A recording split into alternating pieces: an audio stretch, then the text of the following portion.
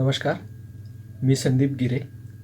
मी संज्ञापन अभ्यास विभाग new arts commerce and science college Ahmednagar येथे विभाग प्रमुख म्हणून काम करतो. आज आपण संशोधनासाठी भारतात आणि राज्यात शैक्षणिक स्तरावर किती खर्च केला जातो हा विषय बघूया.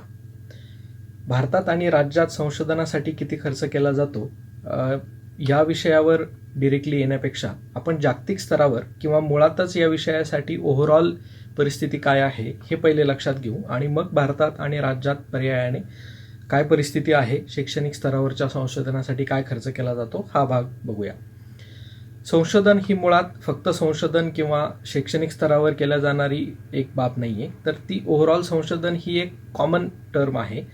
जिथं जिथं वेगवेगळ्या पद्धतीनं ती वापरली जाते, इंडस्ट्री असेल, शैक्षणिक स्तर असेल, वेगवेगळ्या क्षेत्रात असेल, मेडिकल, सायन्स वगैरे, या ठिकाणी या सगळ्यांचा मिळून हा एक भाग लक्षात घेणं आपल्याला गरजेचं आहे. या सगळ्यां मिळून जागतिक स्तरावर जो याच्यासाठीचा खर्च केला जातो त्याला रिसर्च अँड डेव्हलप एक्सपेंडिचर असं म्हटलं जातं. Research and development expenditure. जागतिक स्तरावर एका वर्षासाठी साधारणतः या क्षेत्रात पूर्णपणे उलाढाल जी होते, वार्षिक उलाढाल ज्याला आपण म्हणूया, ती 1.7 ट्रिलियन US$ होते. म्हणजे एका वर्षाची या क्षेत्राची उलाढाल, जशी वेगवेगळ्या क्षेत्राची उलाढाल असते, शेतीची आहे, इतर क्षेत्राची आहे, जी आपण मोजतो, ती जागतिक स्तरावरची या क्षेत्रातली 1.7 ट्रिलियन US$ इतकी आहे. ऑब्विसली जागतिक जे अहवाल असतात ते US$ मध्ये मोजले जातात. तर ही पूर्ण जगभरातली पूर्ण रिसर्च अँड डेव्हलपमेंटची उलाढाल झाली असं आपण म्हणूया. आता आपण यातले शेअर्स बघू. मुळात पहिले हे बघू की हे मोजलं कसं जातं. तर 2 पद्धतीनं मोजलं जातं. एक की एखादा देश त्याच्या GDPच्या किती % खर्च रिसर्च अँड डेव्हलपमेंटवर करतो हा एक भाग आहे, या पद्धतीनं हे मोजलं जातं. दुसरा एक भाग आहे की सिंपल, की मुळातच एखादा देश किती खर्च करतो रिसर्च अँड डेव्हलपमेंटसाठी, किंवा पूर्ण आर्थिक व्यवहार किती होतात रिसर्च अँड डेव्हलपमेंट या सेक्शनमध्ये. दोन्ही पद्धतीनं हे मोजलं जातं. तर पहिले आपण एकूण किती खर्च केला जातो रिसर्च अँड डेव्हलपमेंटसाठी, किंवा एकूण आर्थिक उलाढाल किती होते एका आर्थिक वर्षात रिसर्च अँड डेव्हलपमेंटसाठी, हा भाग बघूया. ऑब्व्हियसली इतर सगळ्यांमध्ये जशी अमेरिका पुढे आहे तशी याही क्षेत्रात अमेरिका खूप मोठ्या प्रमाणात पुढे आहे. आणि अमेरिकेत वर्षाला सगळ्यात जास्त खर्च रिसर्च अँड डेव्हलपमेंटवर केला जातो. अमेरिकेत एका वर्षाला साधारणतः $475 बिलियन खर्च रिसर्च अँड डेव्हलपमेंटवर केला जातो. त्याच्यानंतर चायनाचा नंबर लागतो. $375 बिलियन एवढा खर्च चायना दरवर्षी रिसर्च अँड डेव्हलपमेंटवर करतं. त्याच्यानंतर जपान आहे, $175 बिलियन US$ एवढा खर्च जपान दरवर्षी करतं. त्याच्यानंतर कोरिया आहे, जे $75 बिलियन वगैरे करतं. आपला नंबर जो आहे जर्मनी आहे, 110, माझ्याकडे आकडेवारी आहे, जर्मनी आहे 4 नंबर, जे $110 बिलियन दरवर्षी याच्यावर खर्च करतं. नंतर आपला नंबर 6वा लागतो. भारत साधारणतः $50 बिलियन US$ एवढा खर्च दरवर्षी रिसर्च अँड डेव्हलपमेंटवर करतं. GDPच्या बाबतीत मात्र तुम्ही आकडेवारी बघितली तर ती वेगळी आहे. ओव्हरऑल एखाद्या देशाचं जे GDP आहे त्याच्या किती % खर्च तो देश रिसर्च अँड डेव्हलपमेंटवर करतो, तर या कॅटेगरीमध्ये साऊथ कोरिया सगळ्यात जास्त आहे, 1 नंबरला आहे, आणि इस्रायल 2 नंबरला. हे दोन्ही देश आपल्या GDPच्या 4.3 एवढा भाग रिसर्च अँड डेव्हलपमेंटवर खर्च करतात. त्याच्यानंतर जपान आहे, स्वित्झर्लंड आहे, स्वीडन आहे, फिनलंड आहे. हे देश 3% वर आपल्या GDPच्या रिसर्च अँड डेव्हलपमेंटवर खर्च करतात. या बाबतीत भारताचा नंबर मात्र फार मागचा लागतो, फार मागचा इन द सेन्स पुढे लागतो. आतापर्यंत भारताची जी हायेस्ट इन्व्हेस्टमेंट राहिलेली आहे GDP वाईज, ती 0.85 राहिलेली आहे. सध्या भारत 0.65, मागच्या वर्षी या वर्षातली उलाढाल भारताची जी आहे ती एकूण GDPच्या 0.65 एवढी राहिलेली आहे. 2008 मध्ये आतापर्यंतच्या इतिहासात भारताने सगळ्यात जास्त रिसर्च अँड डेव्हलपमेंटवर खर्च केला होता GDPच्या %मध्ये, तो होता 0.85. त्यानंतर कॉन्स्टंटली नियमितपणे हा खर्च कमी होत होत होत होत होत आता सध्या त्याचं प्रमाण 0.65 आहे. किमतीच्या बाबतीत हा भाग नक्कीच वाढलाय. म्हणजे भारतीय रुपयाच्या संदर्भात बोलायचं झालं तर 2008 पर्यंत साधारणतः 30-35 हजार करोड रुपयाच्या आसपास भारत भारतामध्ये रिसर्च अँड डेव्हलपमेंटवर खर्च होत होता. आताची परिस्थिती बघितली तर जवळपास 1,00,000 करोड रुपयाच्या आसपास, 95,000 करोड ते 1,00,000 करोड रुपयाच्या आसपास रिसर्च अँड डेव्हलपमेंटवर भारतातला खर्च होताना दिसून येतो.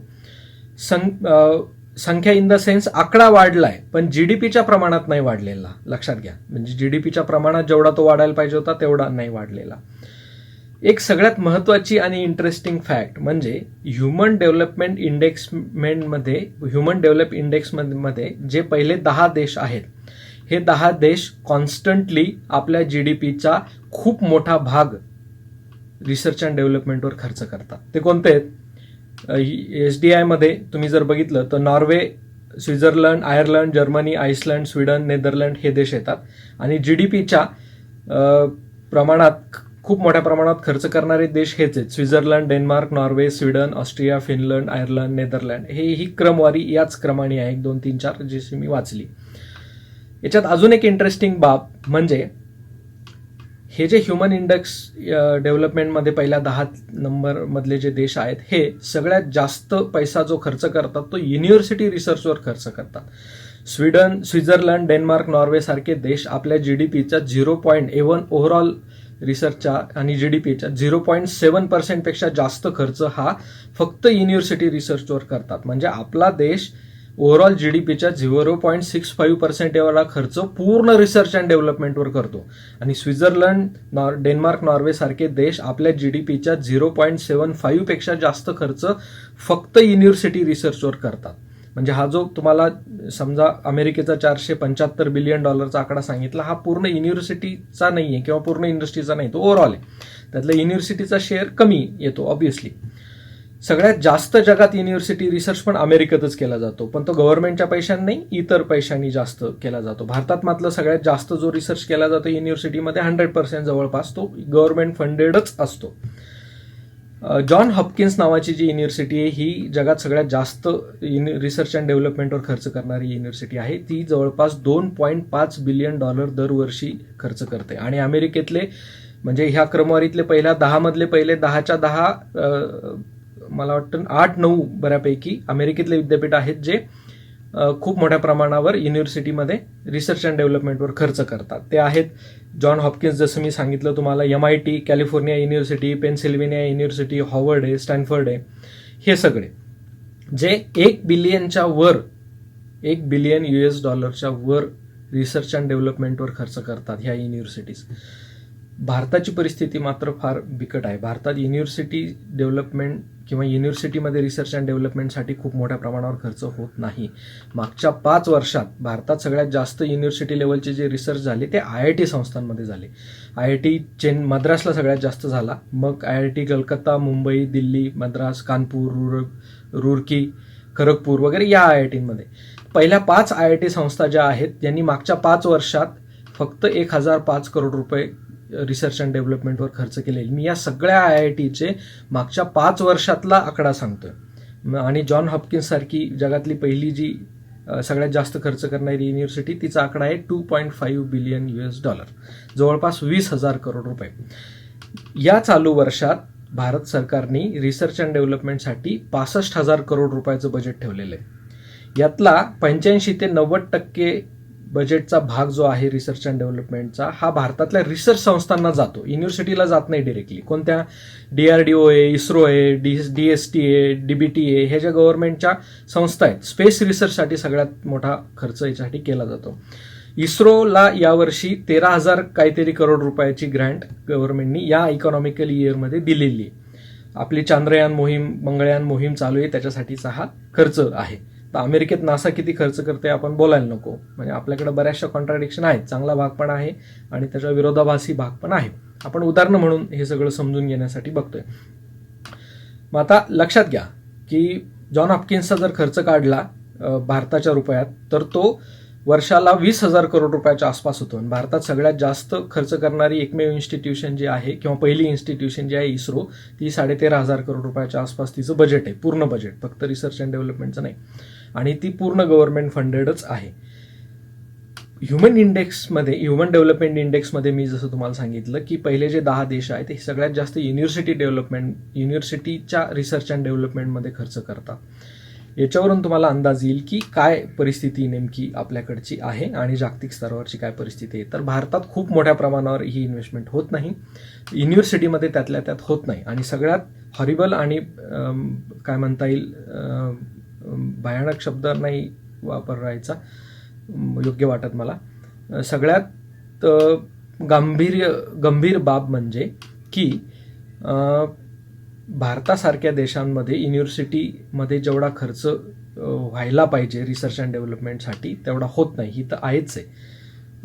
दुसरी एक बाब त्याच्या बाबतीत सगळ्यात महत्त्वाची जी आहे ती ही की ह्या युनिव्हर्सिटीजला वर्षाला खूप मोठ्या प्रमाणात त्याचे पेटंट पण मिळतात त्या रिसर्चचे. म्हणजे फक्त खर्च होतो अशातला भाग नाही.